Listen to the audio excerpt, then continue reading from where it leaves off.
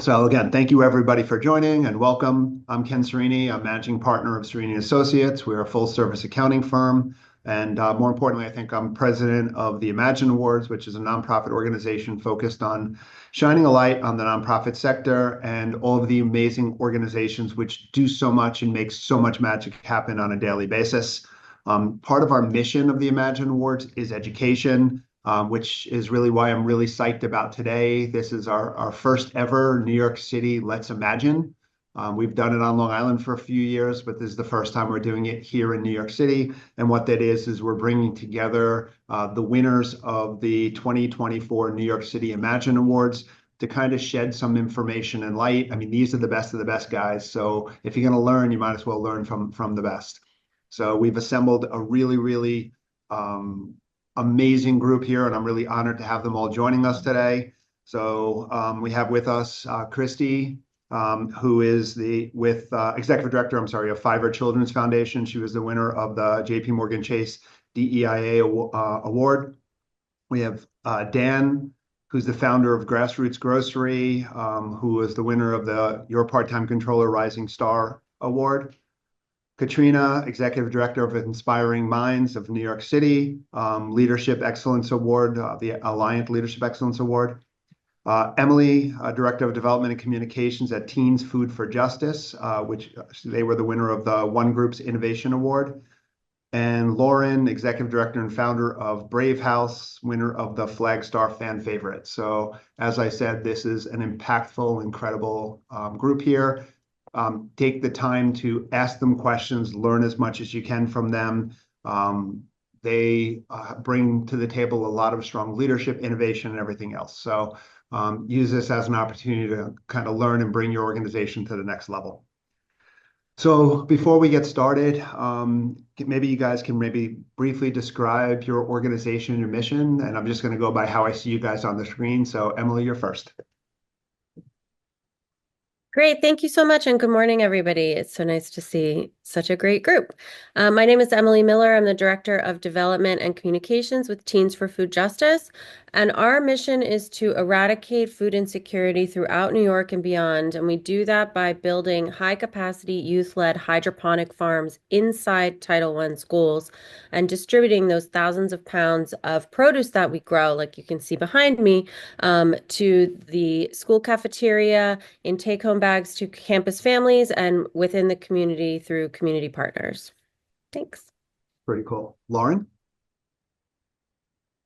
Hi, everybody. Good morning. My name is Lauren Blodgett. I am an immigration attorney and the founder and executive director of the Brave House, where we work with young immigrant and refugee women ages 16 to 24 here in New York City, and we provide wraparound services, so free legal aid, leadership training, mental health support, and community events with the goal of creating a space where young immigrant women can not just survive, but really thrive, make friends, and access the resources that they need. So we'll be reaching 500 young women in 2025.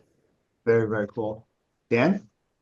Hi, everybody. My name's Dan. I'm the founder and CEO of Grassroots Grocery. I'm also a former middle school teacher. And our mission is to harness the power of neighbors helping neighbors to bring the food pantry directly to the people. That's pretty cool. I'm actually a former middle school student, so that actually works out pretty well. There you go. Katrena? Good morning, everyone. My name is Katrena Perou, and I'm the founding executive director of Inspiring Minds NYC. We develop leadership skills in underserved youth in New York City through after-school programs, rites of passage programs, civic engagement programs, entrepreneurship, paid internships, and we have a lot of community schools that we're the lead CBO for, but that's primarily what we do. Great. And last but not least, Christie. Good morning, everyone. I'm Christie Coe. I'm the executive director of the Fiverr Children's Foundation. Fiverr makes a 10-year commitment to young people from systemically under-resourced communities throughout New York. So we serve kids from 8 to 18 and have a robust alumni community as well. We provide overnight summer camp as well as year-round out-of-school time programs. And our goal is to help young people to really create their own positive futures. Awesome. Awesome. So let's kind of dive into this. Let's start asking questions. If anybody wants to, again, throw questions into the chat, please do so. This is your opportunity to learn from the best, as I said before. So I'm going to throw out a question. Katrena, this will be for you. What factors are critical to your organization's success as we move into 2025? Yeah, so for us, we've experienced a huge growth spurt.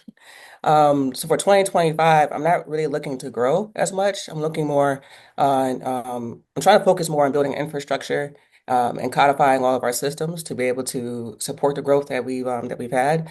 So we have a lot of new full-time staff. I'm thinking a lot about like training people, having people shadow one another, and making sure all of our curriculum and our lesson plans are tight. So that everything's consistent across the board. So right now, I'm really focused on like quality control so that we can maintain the quality within our growth.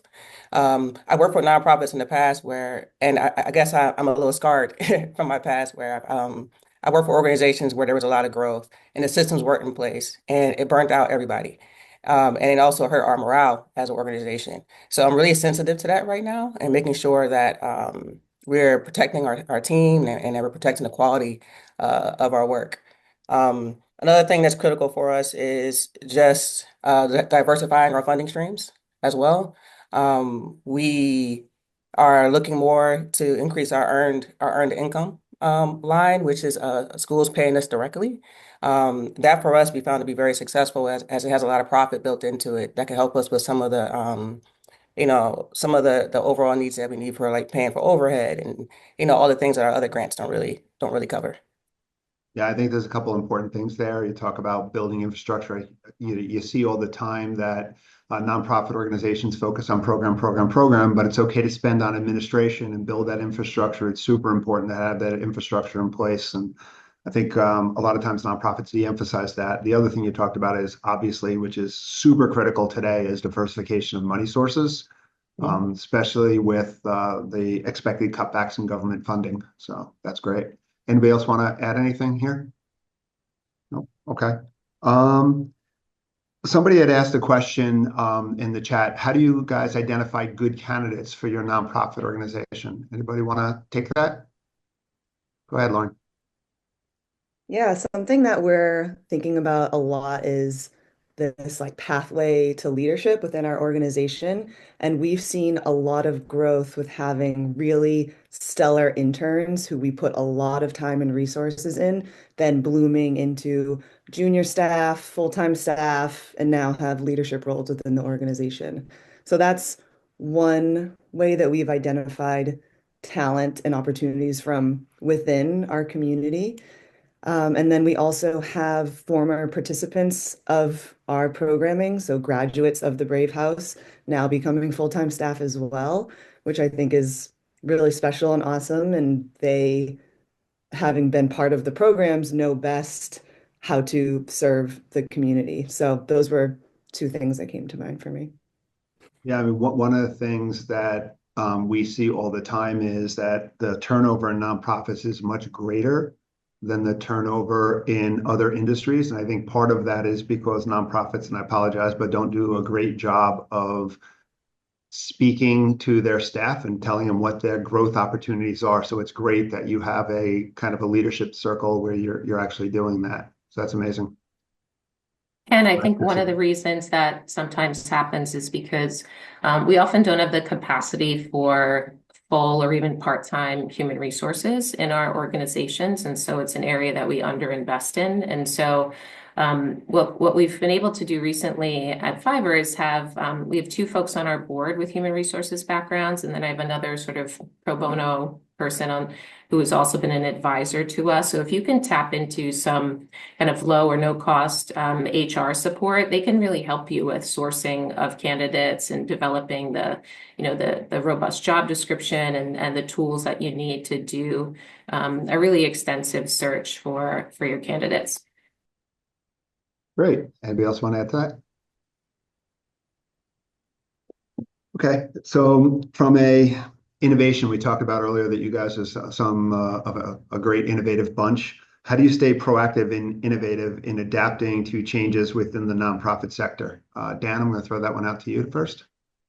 Sure. Yeah, I think that it's really about it's definitely not about chasing trends. I think that there's a lot of hot topics that come and go, but it's really more about constantly refining how we engage people in our mission. And so part of that is just staying proactive by, for example, listening to our community. It's really important for us to be regularly speaking with our volunteers and with our community partners and with our staff, with all stakeholders to make sure that we are being as responsive as possible as we can to the needs that we're serving. Also leveraging technology. From the time that I started Grassroots Grocery, I had a vision to make getting involved in food access as easy as kind of placing an order on Seamless or Grubhub. And I think that we're not there yet, but that we're getting there, using tech strategically to just maximize our impact and remove barriers to friction for folks that want to get involved. Also, just expanding our engagement models. I think that while also staying true to our mission, I think it's a double-edged sword there. But one thing that we've really been able to do is evolve from just a Saturday only kind of volunteering program to also bringing our mission into corporate conference rooms, doing something called the Great Sandwich Race, which I just kind of invented based on my based on my experience as a middle school teacher. I thought if you gamify something, people will really enjoy doing it. And so we gamified the idea of making sandwiches and we brought it into conference rooms. And that's something that's scaling tremendously this year. And just finding new ways, I think, to kind of replicate our model. And I think a lot of that is also just laying down just documenting and understanding what are those functional areas that we need to thrive, and then making sure that we have documented processes behind those, and then constantly iterating on and improving those processes. The Great Sandwich Race, is that what it sounds like? Yes, the Great Sandwich Race. Yeah, we throw managing director, anything from interns to managing directors into hairnets, and they race against the clock to see which team can make the most sandwiches. And then we bring those sandwiches to our community partners, and we charge corporations outrageous amounts of money to do it. And they all are lining up in droves to do it because they want to tick off their employee engagement box. Hey guys, listen at that. I mean, this is some cool, innovative thoughts. I mean, the more you can, as Dan mentioned, gamify things and do things in a way that's different and fun, that's how you're going to draw your corporate partners in. To be honest with you, I don't think corporate partners want to go to galas or play golf as much as they'd prefer to race around with sandwiches. At least I would. Dan, if you need lettuce for those sandwiches, like if you're making BLTs, just let us know. Nice. Katrena, you want to add to that? Yes. So I started Inspiring Minds in 2019, and I feel like the sector and the world has been a different world every single year since that time. So 2019 was that was our first year, so we were just getting started. We were just kind of like getting a chance to know who we are as an organization. In 2020, the pandemic hit. So then we had to pivot, and now we need to figure out who we are as a virtual organization. And then 2021 happened and everything became hybrid. Then we had to pivot and figure out who we are as a hybrid organization. And then 2022, everybody's back in person, but everybody's afraid. So we have to figure out how do we do our work in a world where everybody's afraid. And, and then we have the new political climate. So I feel like since I've started in 2019, it's been pivoting every year and trying to figure out how to adapt to what's going on in the world, all while maintaining our mission and not changing who we are as an organization. And I would say the one consistent thread through all those changes is our young people. Since I started, I always had a team of youth ambassadors. They're like my colleagues and they keep me grounded. They help me to understand what the needs are, and they're forever changing. So as the needs change, I think about how we can adjust our programs, not change it completely, but adjust based on what the youth are telling me what they need, because they are our main clients. And because they felt heard and they felt respected and ownership in what we were doing as an organization, they came and they brought their friends. And during the pandemic, when a lot of numbers were low for a lot of organizations, our numbers went up. And a lot of funders and school principals and superintendents were like, how are you getting all these kids? We can't get them to do anything. We can't get them to sign in for school. We can't get them to sign in for internships, but they're showing up for you all. And that's because we're grassroots. We live in the community. We had their ear. We included them in the process every step of the way. And it was their idea to create an initiative that is one of my favorite initiatives right now called I'm Connected, which was a call to action for young people to create programs that would unite their peers and also solve critical issues in our community. And the reason why they came up with that is because a lot of them are dealing with depression. Some of them was even talking about suicide, and my youth leaders wanted to do something about it. So I used to always tell them about the importance of staying connected. Don't allow yourself to be isolated for too long because that's a recipe for mental health issues. So they came up with this I'm Connected challenge as a call to action to have their peers create these programs that will unite their community and address these issues, and receive some funding for that. And that's how our Shark Tank programs. Every year since that time, 2021, we do an annual Shark Tank, and we're able to fund at least 8 to 10 kids, $2,000 Great. each, to create a business that would address a critical issue in our community. And then our summer program is an incubator space. So all the kids who win, they get a chance to incubate their ideas over the summer for 6 weeks. And we have SYEP interns, about 20, that are sent to us. And how they get paid for their time is they go to all the pilots and they test it out. And each week, those kids get feedback on what's working and what's not working, and they're able to make adjustments to their program. And then by the end of the 6 weeks, they have a tested and improved pilot that we can package and sell to schools. And we help them get their LLCs, we help them get their DOB vendor numbers. And then as they transition to college, they're still running their programs. So I have a lot of kids who went from being a student to an intern, and now they're my colleagues. And we partner in schools together. But that's one of the ways that we're able to stay relevant because as our programs evolve and grow, they're actually being developed by the people that we're serving. And because they created it, they're bought in. And then what I found is that young people reach young people better than we do. Not that older people can't reach young people, but when I go into the school with a 19-year-old or an 18-year-old who has their own program and business, the kids that we're talking to lean in a little bit more because they're like, what? He's my age from my community and he was able to create that and it's helping him pay for college, So I would say through all those changes from 2019 until now, our young people have been forefront and center, and not just us asking them questions and checking a box, but really involving them in a very authentic way. And that's how I've been able to sustain. So if you were to talk to any of my youth leaders right now, they speak about my organization in a way that feels like they own it. They say our organization or they say my organization. They don't say an organization that I go to. So that's something that I'm really proud of because I remember being a young person and I remember having ideas, but it's like nobody cared. It's like, the overall sentiment was you're a young person, stay in your place or stay out of adult people's business. And I remember being frustrated because like I know the solution to that, but no one's listening to me. So I just want to make sure that I'm the adult that I wish I had growing up, where I'm actually listening to these kids and helping them to make their ideas come to life. That's awesome. I mean, a couple of things, you both kind of mentioned the same thing. You both talked about engaging people in your mission and making sure that engagement exists. And you both talked about listening to your community and taking feedback. So that's super, super important. So by the way, Dan, just to let you know, if you're kind of monitoring the chat, everyone's talking about the sandwich race. I've been challenged to a sandwich race by Tommy D. So yeah, it's hitting big. As long as you guys can afford the hefty price tag, we're there. That's what people said. Anybody else want to talk about proactivity, innovation, and things that they're doing within their organizations? Anyone? Go ahead, Lauren. Yeah, I wanted to share about what was mentioned about leveraging technology, and that's something that we're doing at the Brave House. We have a private app that is custom built just for the Brave House, and it's only accessible to Brave House members, staff, and volunteers. And this is really how we're able to reach hundreds of people with a full-time team of 5.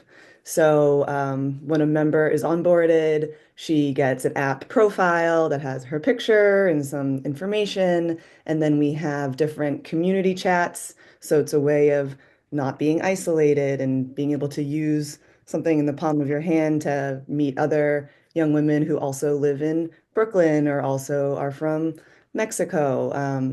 And then something that we do is we have a huge resource section on the app with 400 other nonprofits. I'm pretty sure all of you are on our app, and we have it sorted by category. So if you're looking for food pantries or immigration legal help or help getting health insurance. We don't want to be the gatekeeper of knowing where to go for these resources. So we're really putting a light on the incredible other nonprofits that are in New York and could probably be of huge service to our community, and not require members to say, hey, Lauren, I'm looking for XYZ. How do I find it? Instead, they can go to the app, search by category, or even pull up the map view and see what resources are within 2 blocks, 5 blocks, whatever radius of where they are. So that has been huge. And that was a development that we created during the pandemic. And we partner with an organization called Gather. And if anybody wants a custom built app for their nonprofit, please, you can reach out to me and we can talk more about it and I can connect you. But it's been a huge, huge way for us to have deeper support for our community while also maintaining a tiny, tiny team.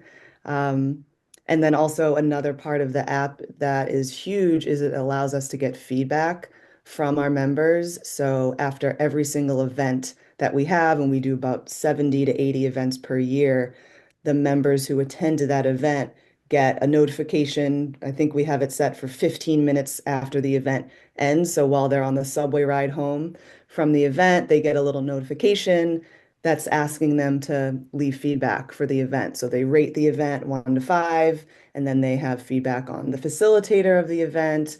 What did they enjoy? What would they change? And then in just open text box so they can share anything they want about the event that they attended. So it's a way of us to constantly have our ears open to our community, and get data and also feedback and a way to keep everybody connected. Yeah, I mean, information is so important these days. Someone in the chat dropped a question, if you don't mind sharing. They asked what did an app like that cost? Sure. So we actually built it with a volunteer. So for us, it was free 99.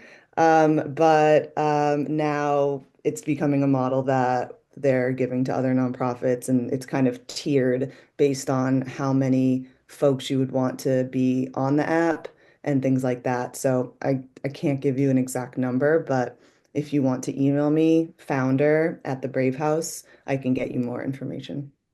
Well, when we send out the recording of this, we'll send out the contact information for each of you, if you don't mind. This way people can reach out. Anybody else want to talk about proactive innovation? Otherwise, I'm going to jump to a completely different topic. I'm going to talk a little bit about collaboration because Lauren, you brought that up. And you brought up the fact that you're looking at communities and a little more community-based, and we're seeing that community involvement and community collaboration is super important, especially as we're starting to see maybe more community-based grants. So if you can kind of team with other organizations within your community, that goes a long way in kind of moving things forward. So Lauren, since you brought up the whole aspect of collaboration, what do you see as some of the key aspects of collaboration these days in the nonprofit world? Yeah. So when I started the Brave House, a major issue that I was solving for was that there are so many incredible resources in New York City, but a lot of people who need those resources don't know how and where to find them. So I really want to be bridging that gap in access and information, so that we're not reinventing the wheel. And so some of these programs that are like ready and willing to accept members, but they're having low turnout, right? How do we solve for that? So that is something that we're doing through our app. We really try to just shout out a lot of our partner organizations so that our community can access them.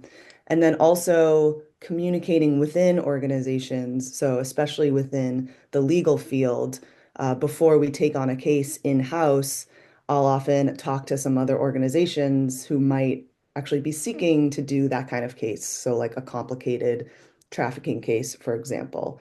So it's just having a pulse on who's doing what in the community, where are the gaps, where is there actually a huge capacity that we can fill, versus other orgs that are maybe feel like they're drowning. Maybe we can support them with our services. So it's really taking this holistic view of the sector and who benefits from that, the communities that we're serving. So that is something that I really encourage, and it can be easier said than done, but there's a lot of great collaborative listservs out there that I'm a part of.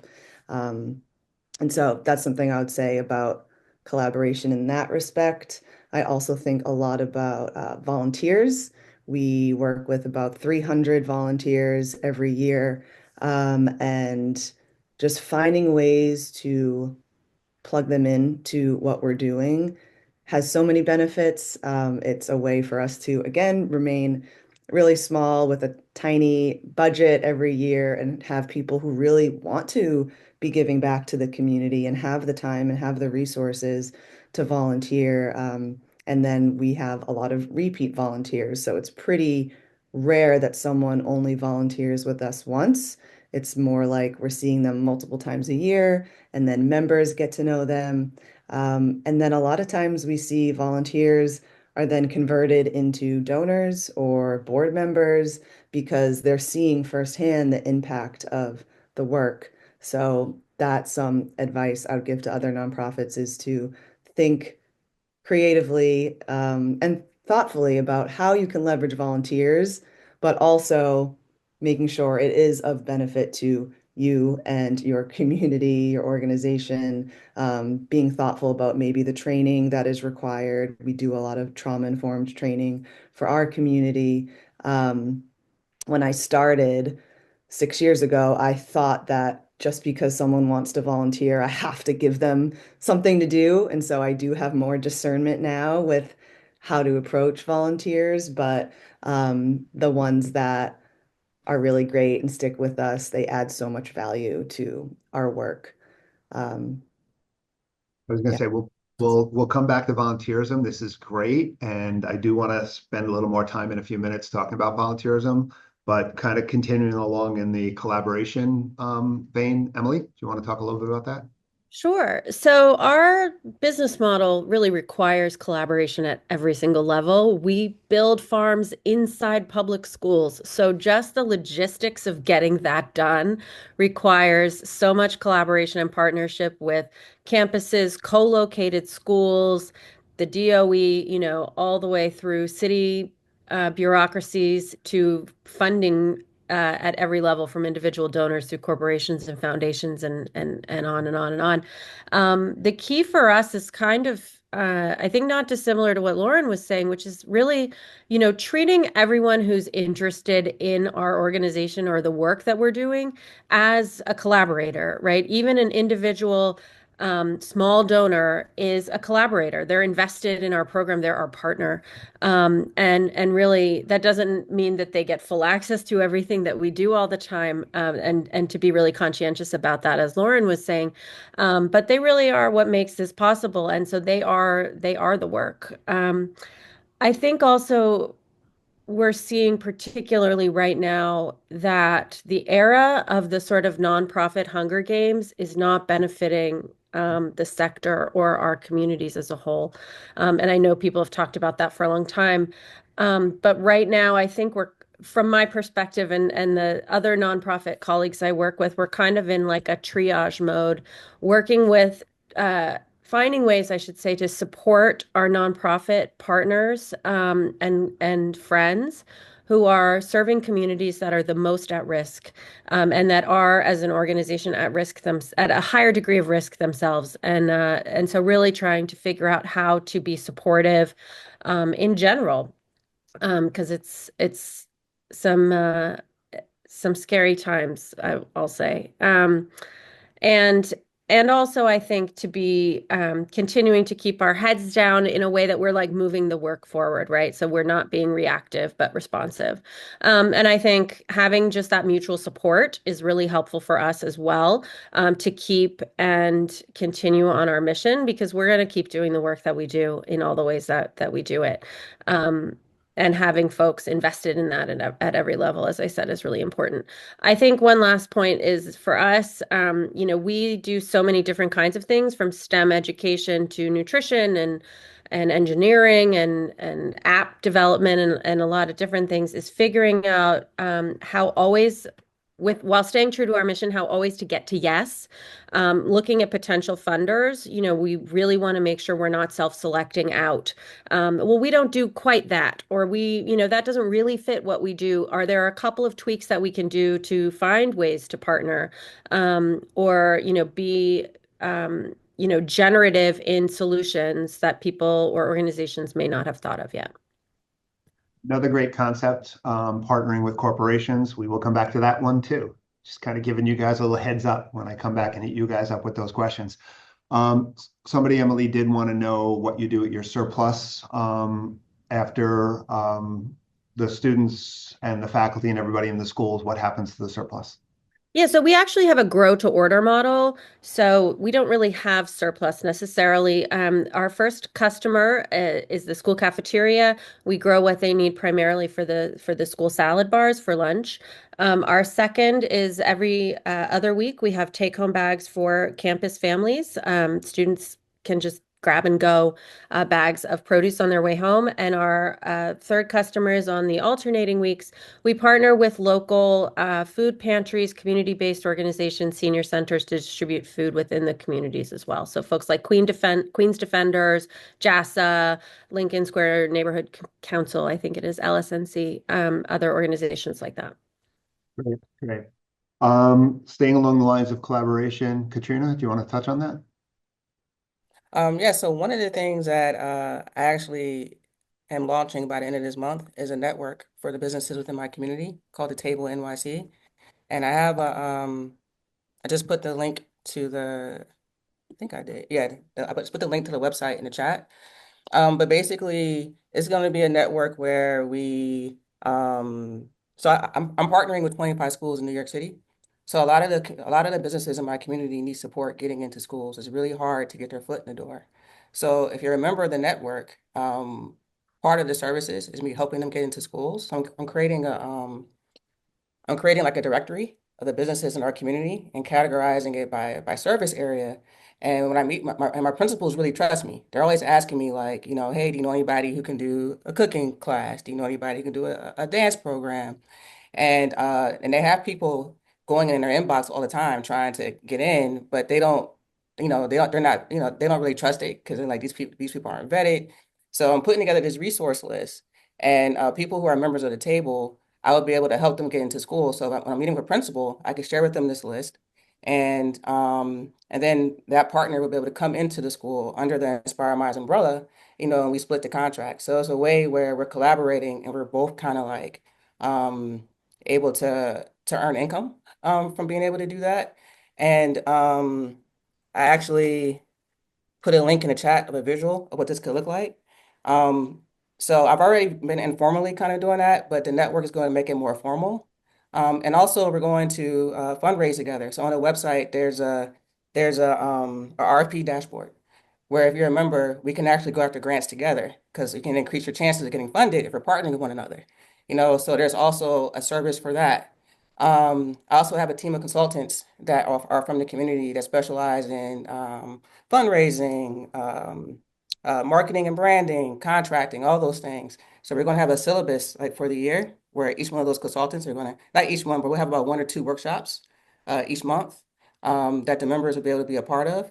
But if they want to work one-on-one with those consultants, they'll have to pay them their consultation fee. But the idea is that they'll get at least the initial workshops in all these areas.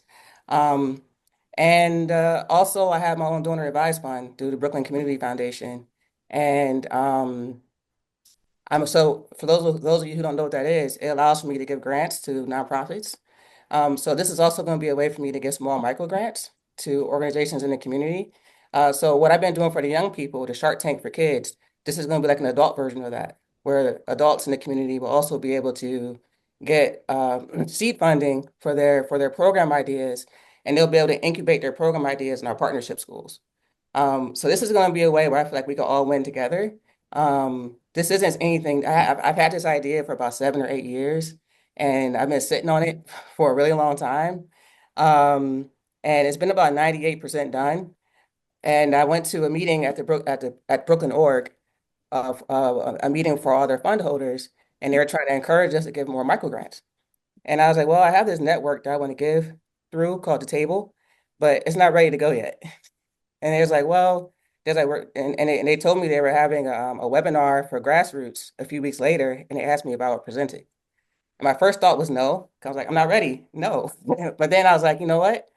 I'm going to say yes because it's going to force me to get it ready. Because it was really only 2% left that I needed to do that I just kept procrastinating on.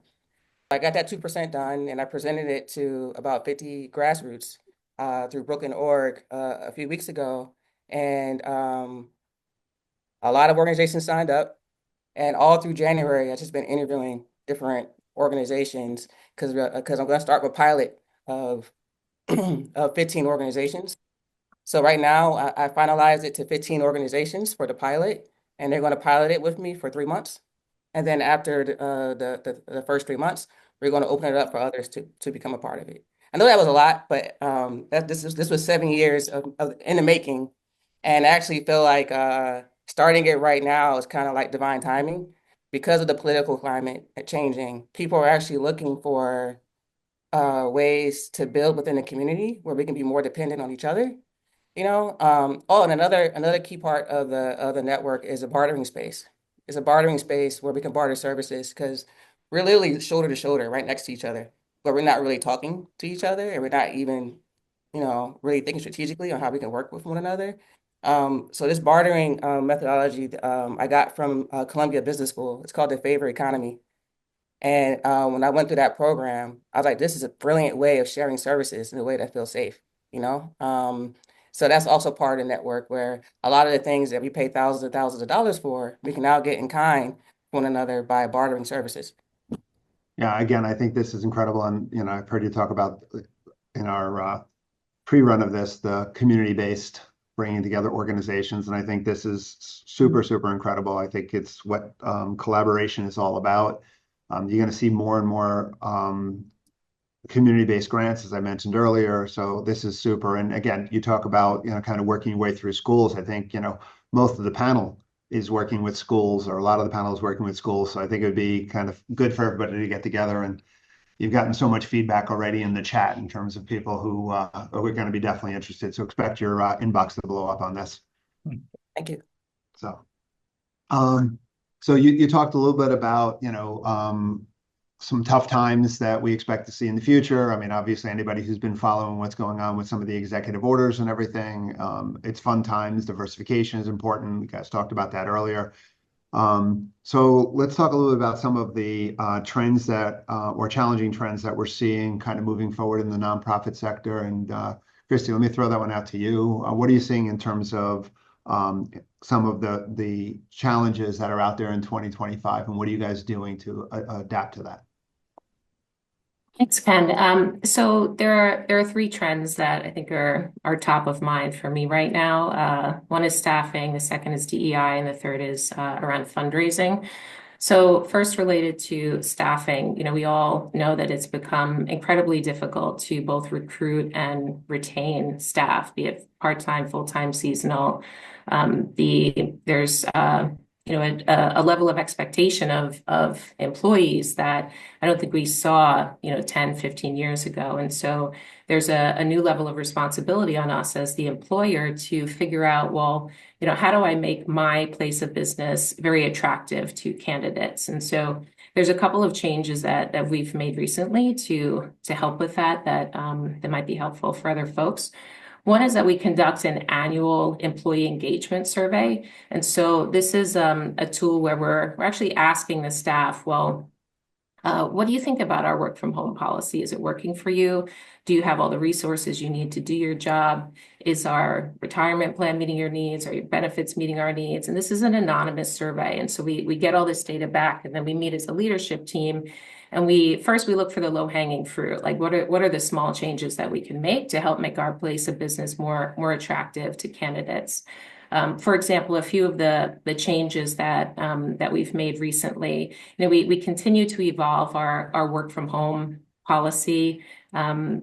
to really meet the needs of folks. The challenge for a small nonprofit is how do you maintain productivity and accountability? And so there are tools out there.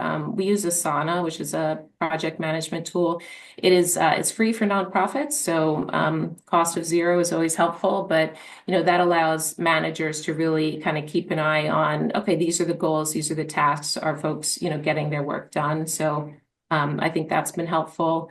Related to some of our benefits, for example, we have a 403(b) retirement plan for folks. And in the past, you had to wait 2 years before you were able to get a match from the organization. So we kind of looked at that with an equity lens and decided, you know what, we're going to get rid of the waiting period. And rather than make it a match, we're going to make it an automatic contribution. And so it really doesn't have a huge budgetary impact, but it's just another way of saying to employees, look, we value you. We want to put more money in your pocket. We want to help you to start investing in your retirement early.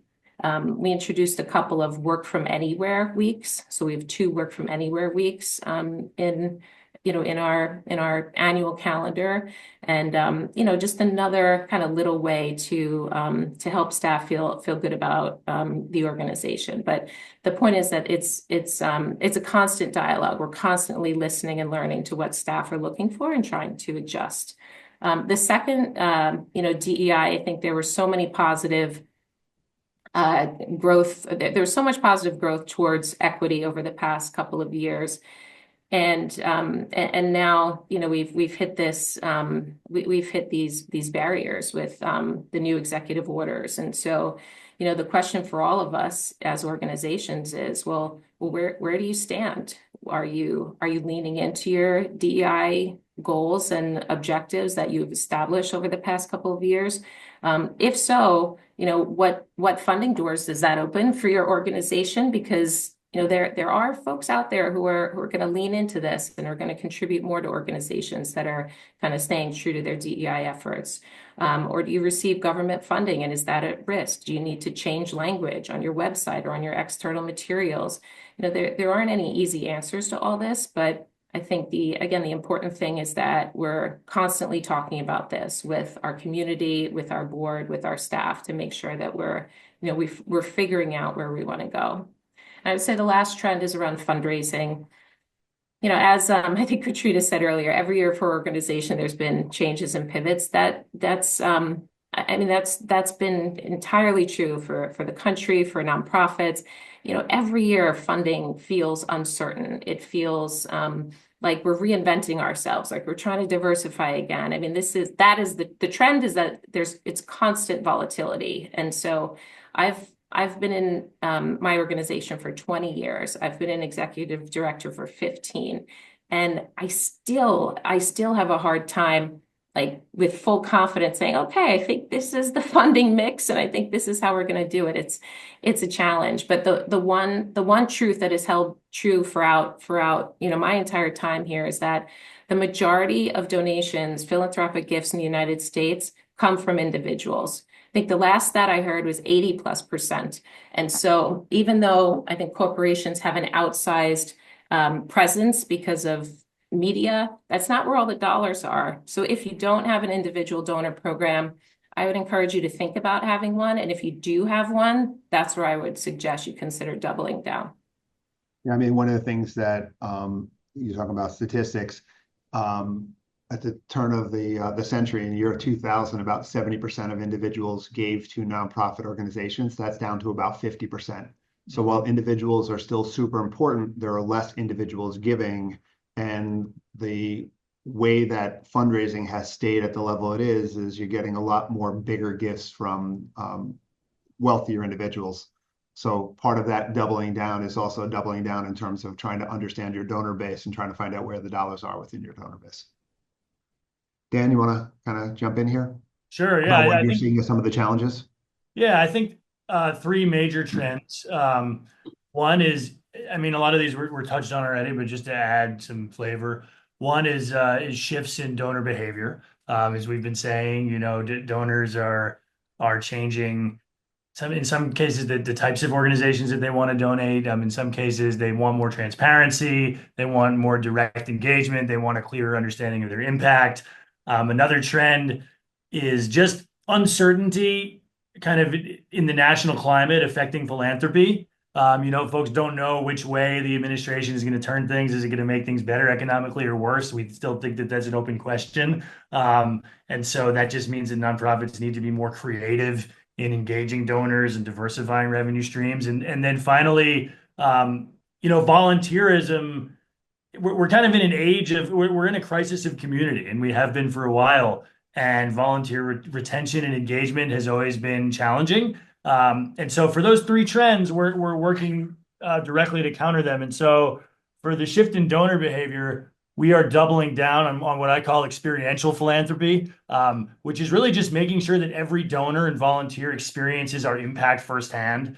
We've purposely picked, or we've chosen kind of a model that intentionally engages huge swaths of volunteers. Every Saturday, our produce party, which I hope that you all come to, an open invitation, we have between 150 and 300 people join us in a parking lot in the Bronx.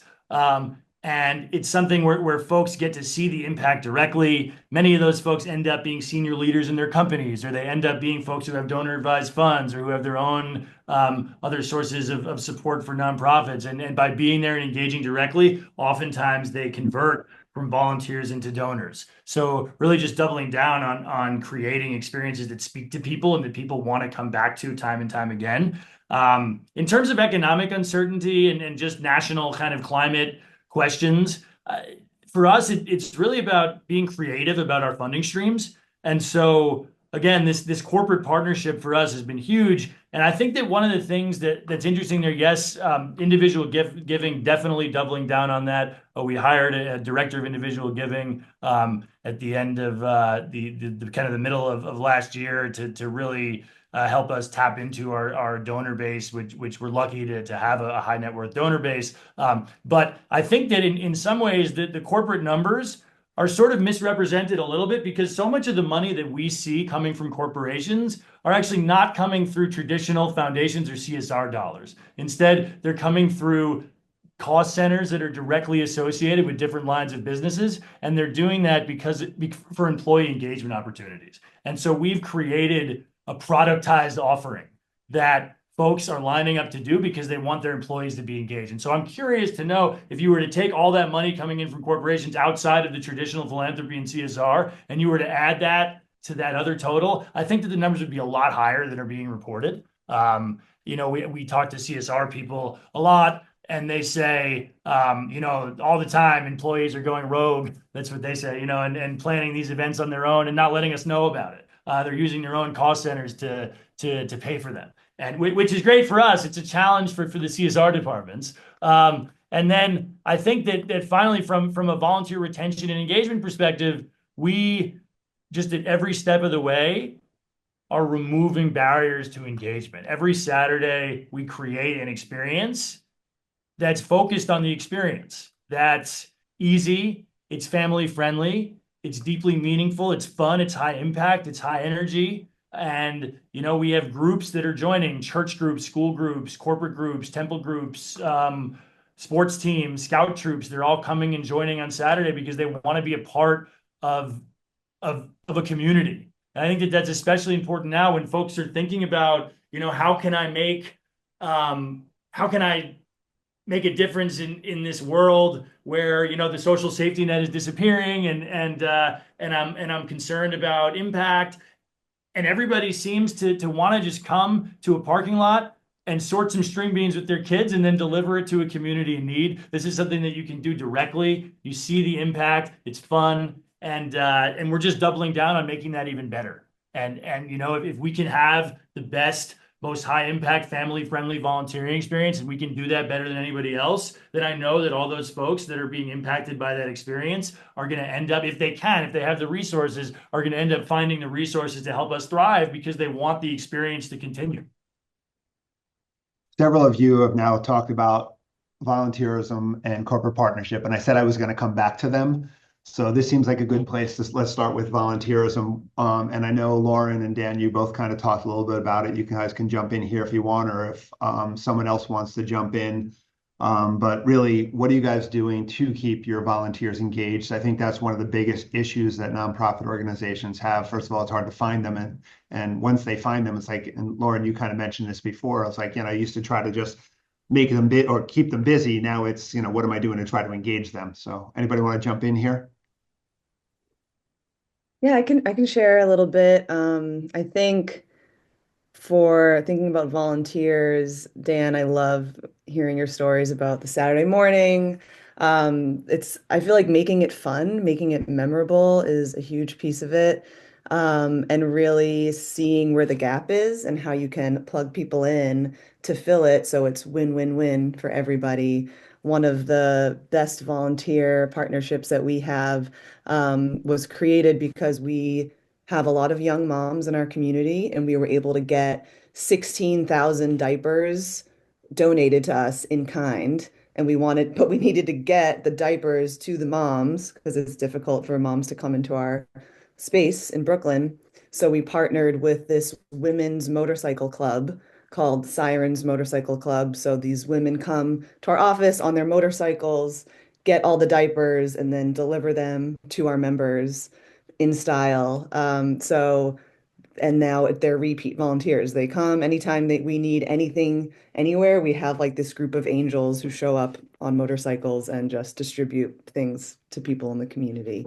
I think one way of keeping volunteers engaged, in addition to making the experiences awesome for them, is constantly being front of mind and getting information out to them. So that could be through social media, which I'm sure all of us are trying to use the best of our abilities. But something I wanted to share that I do that is actually really low lift, high impact, which is a phrase I'm always looking for. What is the lowest lift, highest impact I can get is once a quarter, we host something called Brave Cafe, and it's on Zoom, 8 a.m. on a Friday morning, where I just get on Zoom and share updates from our organization from the past few months. This is what we're up to. These are upcoming events. Here's where we need volunteers. Here's how you can get involved. It's 1 hour. People can roll out of bed. They can have their cameras off, but it's like in real time, in addition to a newsletter or LinkedIn or social media. People can ask me questions that they want to hear about. It's really casual. People can come off, unmute and ask a question or share an idea to the group. And we get anywhere from 50 to 100 people that show up bright and early once a quarter. So this is another way of kind of thinking smarter and working smarter, not harder, in constantly keeping your volunteers engaged. And then I would say another thing is when you find an awesome volunteer, how can they become the next ambassador for your organization and bring on other great volunteers? So one of our events we do twice a year called Wellness Wonderland. We basically think of like a farmer's market, but for wellness offerings. So members come in and they can go and get a free massage or get their nails painted or do acupuncture. And it's all staffed by volunteer wellness practitioners. And we've done this enough times now that those volunteers are set. And the only new people we bring in essentially are a referral of a current volunteer. So that has been really impactful because that volunteer can communicate, this is the vibe, these are the expectations, and kind of be another onboarding in a way that takes that off of our plate. So that's what comes to mind for volunteers. Maybe else Can want I to talk add more, one thing Christie? to that, Ken? Yeah. Right. So my favorite thing that Lauren said is that these work when they're win-win, right? So it has to work for the nonprofit and for the source of volunteers if it's a corporation. I think while I think some corporations have evolved and are more thoughtful and intentional about the needs of the nonprofit and providing financial support for the volunteer engagement opportunity to either offset the staff time or the supplies or the materials or whatever is needed. I think there are a lot that are still kind of stuck in this mentality of, it's got to work for them, and they're not being super thoughtful about whether or not it's going to work for the nonprofit. And so, they'll the classic example is for us at least is companies that want to plan a volunteer day where they want to engage with young people. They want to do it in the middle of a school day, and like our kids are in school. We see them in the after school hours or on a weekend or on a holiday or whatever it is, but like it's not realistic to expect us to pull kids out of school to engage with your company on a volunteer day. And so, we've gotten better. I think someone said earlier about being more discerning about, which volunteer engagements we can say yes to, and which we have to say, you know what, I'm sorry, that's just not a fit for us. So yes, let's plug into what we're already doing. The produce parties, we have a family day that we do. Like, what are you doing, big or small, that could incorporate volunteers, and pitch that and see who takes. And if they don't, then, go somewhere else. But, it can't just work for the corporation and you're just bending over backwards, in a hole financially and exhausting your staff just to engage folks that you think one day might make a donation to your organization, because that typically doesn't happen. Again, I think this goes back to what we were talking about before also with the partnerships with corporations and looking to kind of create real partnerships so that it's kind of a two-way street and both sides really understand what the relationship is. Again, as I said earlier, I think the days of like trying to fit the was it square peg in the round hole, or round peg in the square hole, whichever one you're trying to fit in the wrong hole. It's that. I mean, things like, golf outings and all that stuff, people aren't really interested in that. They're looking for different things. They're looking for ways that they can really engage directly with nonprofit organizations and really see the impact. I don't know what you guys are doing from a partnership perspective. The story I always tell, and anybody who's ever heard me speak, we have a relationship with the Book Fairies, which is an organization here on Long Island who puts books in the hands of adults and children who don't have access to the books. And we've set it up where every billable hour we have as a firm, we put a book in the hands of a child. And this works for us because we're able to use that as a differentiating scenario for us and kind of put us in front of our potential clients and stuff. And we're able to network back and forth and market that back and forth. And it becomes kind of a real built into our DNA sort of thing. What are you guys doing in terms of looking at your partnerships with your corporations maybe a little bit differently? Anybody want to kind of tap into that? Or not? Go ahead, Lauren. We do a version of, was it the Great Sandwich Race? Yeah. That sounds like a TV show. Maybe you should pitch it. I've always wanted to be a game show host, and so now I get to be one without actually having to be paid to do it. So, the way we think about partnerships is like similar to what Christie was saying. Like, if it's not a heck yeah, it's a no. And it's like, we're not in the business of doing the in-between squeeze to make it fit. And so with corporate partners, we did realize that sometimes like a lunch and learn on its own isn't attractive enough because folks want the tactile experience of making the sandwich or, touching the books or whatever it might be.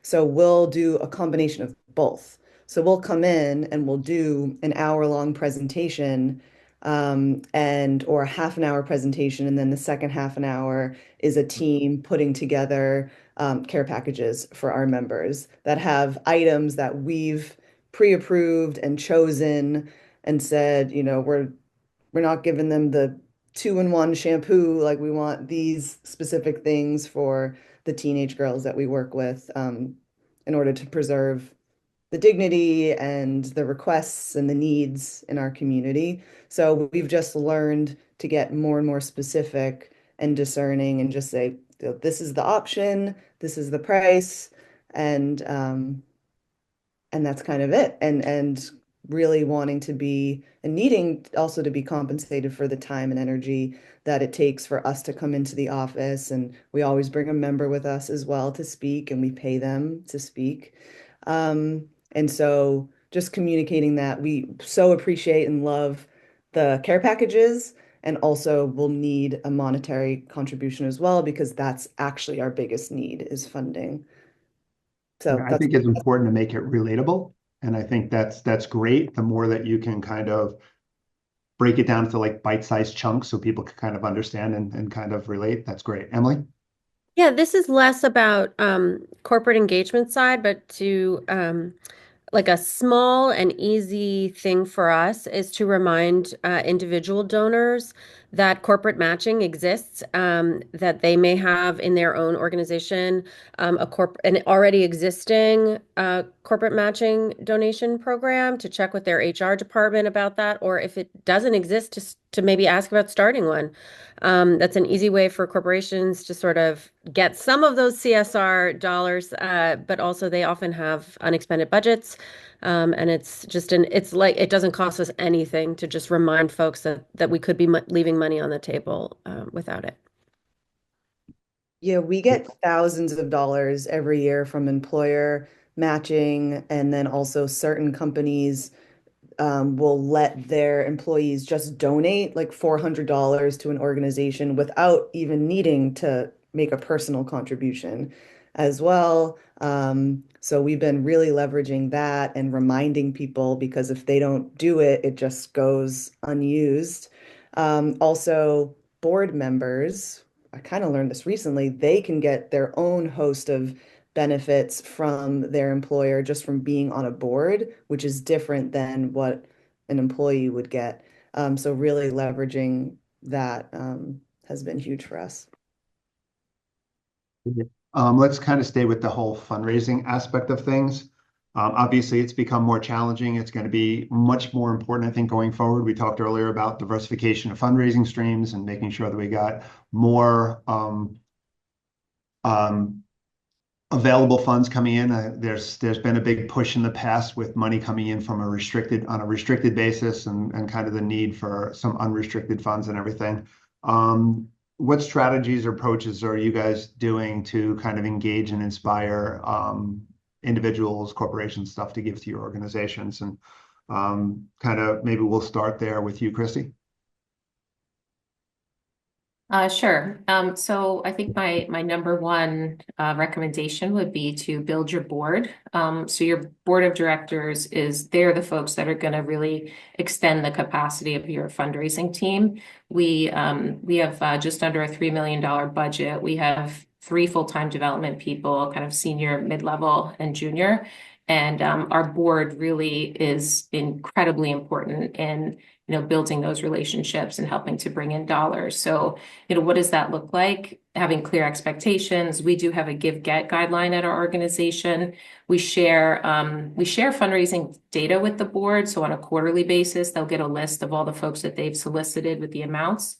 And on an annual basis, we share averages with the board. So we don't put names and say, you did this, but we'll say the average give was this, the average get was that. This many people met it, this many people didn't, just so that folks have an idea of where they stand. We do an annual board assessment tool. We do 2 formal board check-ins a year via Zoom with myself and a board chair or the vice chair. So all of these kind of infrastructure pieces are built in so that the board knows what they're doing and is held accountable. The second thing you might consider is, I know a lot of folks do Giving Tuesday campaigns. So last year, and we've been doing one for many years, I think most people agree that it's become a very oversaturated time of year to fundraise. And so you kind of get lost in the shuffle. I'm not suggesting that you get rid of it completely, because still a lot of corporations do double matching at Giving Tuesday. And so you kind of want to hang on to it to tap into some of that. But what we've done is we've reduced the goal for Giving Tuesday, and then we created our own Fiverr Giving Day. And so we picked a time of year that was meaningful for us. So that's the kickoff of summer camp. And so we'll pick a date in June, July, and say, well, this is Fiverr Giving Day. We'll kind of rally our crew around that day and have the pages and do kind of a peer giving on that day. But just something to think about, kind of moving outside of Giving Tuesday and picking a day that's meaningful for your organization. The last thing I'll mention is kind of young professionals committees. So I have mixed feelings about them. In a way, I think, it's great to engage young folks and hopefully, grow them into becoming future board members. But just like the volunteerism piece, it really has to work for you. Like we took a look at, how many resources are we spending to engage, a huge group of young professionals, what is it producing? Is that really worth our time? And so what we did was we kind of rethought it. We shrunk it incredibly, and we have about 10 folks that are on what we call the Fiverr Advocates. And they each sit on a board committee. So they have direct engagement with the board, direct engagement with what the organization is doing. Then they're directly plugged into the work and also plugged into various fundraising. Because what I see is a lot of organizations just spending a lot of staff time managing young professionals committees that really aren't producing a whole lot in terms of fundraising. And so we do it because people say we should do it. Nonprofits are supposed to have young professionals committees. You kind of grow up thinking that as a nonprofit professional, but just to stop and think, well, what's my end goal, and are they helping me achieve it, or can I approach this in a different way? I'll ask you a quick question regarding board giving gets. Do you ask all board members to give the same amount? Have you kind of changed your structure with respect to that, or how do you handle that? So the board has helped us to establish what we call a give-get guideline, and guideline is different than policy, and that's an intentional word choice there. And so ours is $15,000, and so we do, and give or get. So you can give 500, and you can raise the rest. You can give 15, but it's about culture and what kind of culture of giving have you established, because it's really meant to be a floor and not a ceiling. And we've been able to reinforce that for folks. So yeah, there are folks that are just under or barely make it. And then there are folks who are in the, significantly above that. And so I think what's important is the individual conversation you have with each board member. You gave this last year. Would you consider this year? Also, let's look at, who you're bringing in terms of donors. Okay, are there more we can build? And the folks that come to me and say, well, I don't have a network, I don't have people that can give.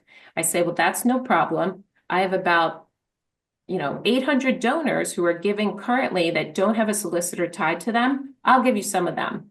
And you can take some of the donors who are already giving to us. And if you can help me cultivate them and keep them, they're yours. Bonus. Like, I can't cultivate all of these people. So take some of the people I have and cultivate them. Great idea. Emily, you want to kind of jump in on the fundraising front? Absolutely. Sorry, I was just taking notes on that because I think that's like amazing to assign unassigned donors. Thank you, Christie. Yeah, a thing that we're really working on, in our history, we've been very gala focused, and that's been the primary source of our fundraising. And so as we've needed to diversify within our own individual giving program beyond the gala, which I don't think is going anywhere anytime soon. But how can we better connect those guests and those attendees with our program? And we have a lot of the same challenges. We work in schools. It's hard for people to get there. There's a lot of security stuff, and it's a challenge in that way. So, but we really want to practice what I've learned from other institutions is radical hospitality when it comes to our donors, so that they feel directly involved with our mission, and finding small ways to do that. So one of the things that we do that I think is so fun, our students will take heart-shaped Post-it notes, and they write notes to the plants that they grow, and they stick them on the racks. There aren't any in this photo, but they stick them on the racks, and they're like, grow plant, you can do it. And the fun thing is that those then, of course, become notes of encouragement to each other. Students see that and they feel equally as inspired. And they say slay, plants, leave no crumbs. They're so fun. And so we got our gala attendees to actually write notes also, and then put them up the next day, right after the gala, put them in a couple of the farms, and took pictures of them. So our donors could immediately see that their connection was going to be in front of students. And just that little like tactile, tangible kind of thing that they could feel really, I think, went a long way and continues to become sort of like a tradition in our farms now, that when people come, when donors come to a farm visit, they're like, can I write some post-its? And we're like, sure, let's go. And they put them up and they read all the ones that are around, and it's inspiring to them too. And the other thing that we did this year for the first time is we made the day after the gala, the morning after, our board co-chair and our co-founder took a certain tier of gala attendees and supporters, and made very lo-fi produced cell phone videos thanking those donors by name. To say, we're going to have a sizzle reel later and you'll see all the official photos from the carpet, but what we just wanted to thank you right now today. And just that kind of, we got so much direct feedback from those videos. Someone posted it to their Instagram. We got emails back saying, oh, this is so great. And they just felt really valued. And it was, it took, I think we did 20 something of them and it took 2 hours. So it was low lift, high impact for that tier. So continuing to find ways to personalize thank yous and acknowledgments for our donor base has been really important to us. And I think we're going to really this year ramp up phone calls from our board chairs and our board members, very short, low produced custom videos that are like from the field. Just, hey, Gary, I know you're really interested. I know you really love that cucumber. Just wanted to show you what ours look like today. Just reaching out to say hey and thanks. So those like high touch points, I think for us are important. Yeah, and Book Fairies has done that for us too, where they've had teachers send us little videos about the books, or the students draw us pictures. And, again, it's all those things that kind of pull you into the organization. I think that's important. Dan, you want to say something? I just had one nugget of insight that I wanted to share, that I just kind of learned about recently from a founder, and that we've been implementing with a lot of success. This obviously depends on your stage of growth as an organization. I think it really works well for organizations that haven't been around for too long, but that have a really fast growth trajectory. And this is the idea of creating a program specifically for super engaged people that asks for multi-year general operating support. And this is often kind of named in a specific way. So Charity Water, usually they call it the well. There's a nonprofit called New Story that calls this the Builders. We call our program Harvest Circle. And the idea here is that there are folks that are committed to the mission that want to give us a minimum of $25,000 a year for a minimum of 3 years to help it scale. And that's had a lot of tremendous success, being able to kind of frame it as a community of folks who are really committed to and invested in our growth as an organization. And it works in particular with folks, I think, who have an orientation toward the finance world, who understand that kind of language about scale and innovation, and who understand the need for general operating funding in order to grow a really good organization. Because for us, if you're a private equity person, you know that you have to hire the best people and pay them at the right wages in order to make the impact, in order to advance your mission, right? And so it's about being able to step into those rooms with that vision and presenting it cohesively, but then also creating sort of a community around it. And I think that a lot of the folks who have been early joiners of our Harvest Circle have been folks who've been excited that they are joining with other families. Most of these are families that have young kids, but that have, high-powered jobs in the finance world. And they love the fact that they get to be a part of a community of other folks who are also raising kids to care about the world. And they just love that. I think that that's not always easy to find in their day-to-day. Not to make any judgments, but I think that folks like that really kind of community-centered approach. And I think basically, I think that all of the trends are pointing to community-centeredness and what can you do to cultivate an authentic community.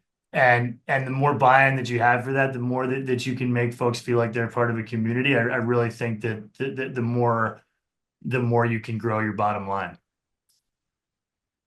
Anybody else want to share anything about fundraising? Yeah, I'll share one thing. Okay. So one thing that we do that's been successful for us is back to what Christie was saying, Giving Tuesday isn't the best day to ask, but we actually host something a month before Giving Tuesday. We have a virtual like town hall that's youth led. And each year there's been a hot topic that's very, that's going on in the world. And the one year was critical race theory, and they were trying to end, Black history in schools. So our kids did a campaign on why it's important for them to learn the truth, and they were raising funds to have a Saturday school where they can learn the truth about their history. And people felt close to that in our community, and there's a lot of people. And then we were able to, leading up to Giving Tuesday, get a lot of people to donate to that. But we actually didn't get a lot on actual Giving Tuesday, but we kind of tied it to working up to that campaign.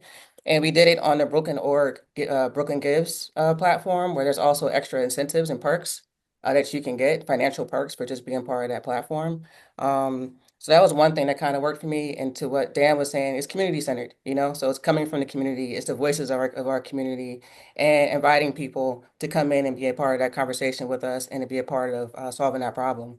Um, and then also too, like, don't underestimate the power of sending a newsletter out each month. It's one of those things that I was like, oh, nobody reads those in the beginning.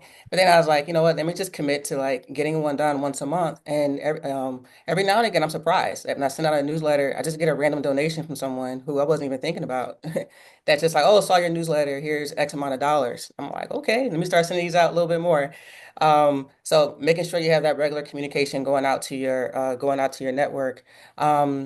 And even like the social media, right? Like LinkedIn. I posted a video of kids dancing at my youth conference one time on LinkedIn. It was super random.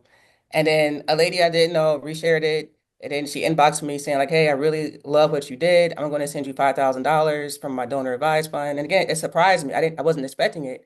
But it was just from just putting our work out there, using LinkedIn, using Instagram, and people seeing it and just surprising me. A lot of my individual, because we're a small organization, I don't have a development team.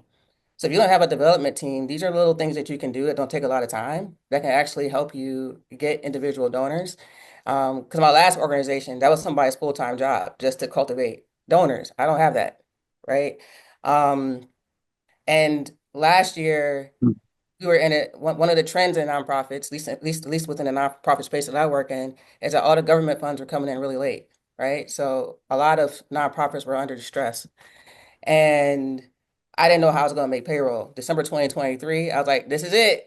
I don't have any runway after December 2023 because the government hasn't paid me in a year and a half, right? So I considered going public through Chalkbeat. One of my board members is connected to Chalkbeat, and she said, look, they can do a story on you. So I thought about doing it, but then a lot of people told me not to. Like, you really shouldn't do that because you can get blacklisted. They might delay your payments even more. You should go anonymous. And there were other people who were supposed to go public with me, and they all dropped out last minute, and it was just me. And I was like, you know what? I have nothing to lose. I'm just going to do it because I'm not going to make payroll anyway. So it's like, let me just go public. So I went public on Chalkbeat, and again, it was through the lens of our community on how it was hurting our community on why these funds weren't coming in. Again, it's community centered. But the Amy Zemmer, who was the editor of that, she did a great job telling our story. And then after it was published, the government expedited $600,000 to us of funds that were owed, like two Wow. weeks later. And then a surprise donor came out of nowhere and gave me 25,000, who read the article and just sent me 25. I wasn't even expecting that, but if I would have kept my mouth shut and not shared, none of that would have happened. So I share that story with people, with nonprofits who are struggling with maybe getting their government funds. Like, it's important to speak up and not allow fear to keep you quiet, because nothing's going to change if you don't say anything, and I'm still disappointed that the system hasn't changed. Like, I received individual success by speaking up, but the system is still broken as it relates to like funds being paid to people in a timely fashion. But I think if more of us spoke up, and it's a collective voice and not just like one story here, one story there, we can see a lot more progress when it comes to that. And again, when you share your stories, you never know who's listening, you never know who's paying attention. And most of my major donors came from just doing just that. Yeah, it's been a super difficult process in terms of government funding. Yeah. So, um, I know we talked a little bit about boards and board members, and I think one of the challenges that nonprofit organizations have is how do you attract board members and how do you keep them engaged once they're there? We've seen organizations where board members sit on the same board for like 20 years, and after a while, they're like completely ineffective and stuff. So, what are you guys doing in terms of attracting and engaging board members? Lauren, we'll start with you. Sure. One quick addendum to fundraising. I just wanted to All put right, this go ahead. up in case it's helpful for people. We are a charity partner for the New York City Marathon, and that has helped us bring in a lot of money in a very easy way because all of our runners have to raise a certain amount for us. And when your loved one is running a marathon, that's like an easy ask for them to donate. So that is very low lift, high impact for us. So just putting it out there to any Thank you. Also, the half marathon. Oh, Brooklyn half? No, the New York half. We get 11 slots in both. For the half, we have a $2,500 fundraising minimum, and for the full, we have I think it's a 4,000 minimum. So, yeah, I totally agree with you. And it's fun, and we have a pasta party on the Friday before, and then we all Yeah, go, my team goes, we have a cheering yeah, section, members are invited, so it's yeah. a fun day. And in order to, if you guys are thinking about, well, how do we find people to do this? If you don't have volunteers like we do, another way that we get a lot of folks to do this is just through our corporate partners, where we reach, for example, we have a great relationship with BlackRock, and every year BlackRock is looking to give slots away to their employees. And so, and employees can also take advantage of their matching platforms to hit that goal. So I could not agree more that these are like gimmies, if you can apply for it and get in, then it's like, these are super easy ways to raise your budget by 75K. So, Yeah. yeah. Awesome. Okay, some board stuff. So, how do we recruit and keep board members engaged? One new thing that we're trying is we're on Board Lead. If you haven't heard of it, it's like a matchmaking site for orgs and new board members. So, we have one board member that we found that way. A lot of new board members come through referrals of it's like a friend or coworker or former coworker of a current board member. So in case you haven't asked your board to look within their own networks, that is an option. Um, we set out really, really clear expectations in terms of board engagement to the point where it's a little like, okay, we get it, but I just want to make sure everyone's on the same page of like, what's the give get? What are the participation expectations? We have a really thorough onboarding after you're voted on.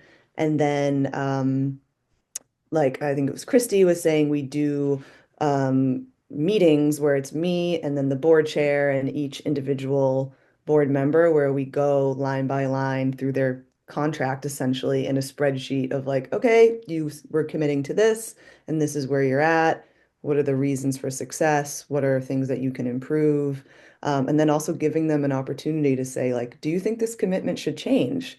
Because then they have buy-in of like, oh no, you don't think the give get should change? Okay, but you're not meeting the give get. So what's the gap here? So just like giving them an opportunity to voice what they think should be different or what they want to do differently. And then I always welcome, we call them glows and grows for the organization. So what could we be doing even better to support you? And what do you think we're crushing it at? And then we just, in everything that we do at the Brave House, we try to be like unique and quirky and different and memorable. So that goes with the board as well. So we start every single quarterly board meeting, we start with a 1 minute dance party. So Ooh, it just helps to like shake it off, not take ourselves so seriously and be present. It's hard to be like checking your emails on the side when you're dancing to whoever. So, and then having brunch after the annual board meeting, just ways for our board members to feel more connected to each other. We have a WhatsApp group chat with all the board members on there, and I'm constantly sending little voice notes. Okay, we saw this executive order.